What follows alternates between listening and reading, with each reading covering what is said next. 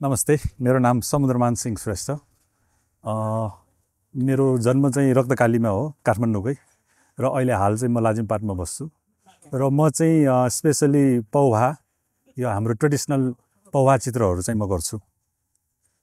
अनि अहिलेको जुन चाहिँ यो हिमालयन आर्ट क्याम्प होइन, त्यसमा चाहिँ अब मैले भाग लिने चाहिँ मैले मौका पाएँ।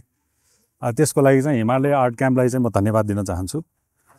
खास चाहिँ यो हिमालय आर्ट क्याम्प चाहिँ हुनु आवश्यक छ जस्तो लाग्छ मलाई।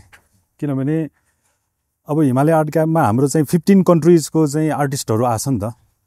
त्यो 15 कन्ट्रिजको 15 राष्ट्रको कलाकारहरूलाई चाहिँ हामीले आफ्नो चाहिँ देशको कलाकृतिहरू, हाम्रो देशको चाहिँ कल्चरहरू, आर्टहरू देखाउने एउटा चाहिँ एउटा मौका पनि हो के यो। हाम्रो चाहिँ आर्ट चाहिँ कति चाहिँ रिच छ, धनी छ भनेर चाहिँ हामीले एउटा देखाउने एउटा चान्स पनि हो। अनि प्लस चाहिँ यहाँ चाहिँ धेरै आर्टिस्टहरूले चाहिँ आफ्नो किसिमको चाहिँ उहाँहरूले पनि आफ्नो देशको आर्टहरू चाहिँ रिप्रेजेन्ट गरेछ। त्यो एउटा जान्ने चाहिँ हाम्रो चाहिँ मौका पनि हो यो, हाम्रो आफ्नो देखाउने पनि। अनि उहाँहरूको पनि आफ्नो देशको चाहिँ आर्टहरू चाहिँ कसरी गरिरहेछ, अथवा भनौँ आर्टमा इन्टरनेसनली आर्ट प्र्याक्टिसहरू कसरी भइरहेछ हैन, अन्तर्राष्ट्रिय जगतमा चाहिँ आर्ट प्र्याक्टिसेसहरू चाहिँ कसरी गइरहेछ, त्यो हेर्ने चाहिँ मौका हो। यहाँ चाहिँ अब धेरै कलेजको विद्यार्थीहरू आइरहेछ, स्टुडेन्टहरूदेखि लिएर इभन हामीले नै त्यो हेर्ने चाहिँ मौका पाइरहेछ हैन।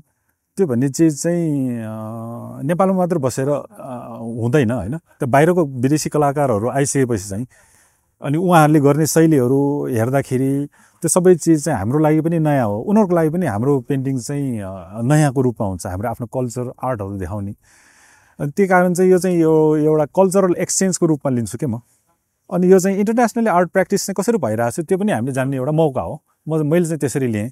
र अनि यो एक्जिबिसनमा चाहिँ मैले यो वर्कसपमा चाहिँ मैले चाहिँ 2टा पेन्टिङ गरेँ।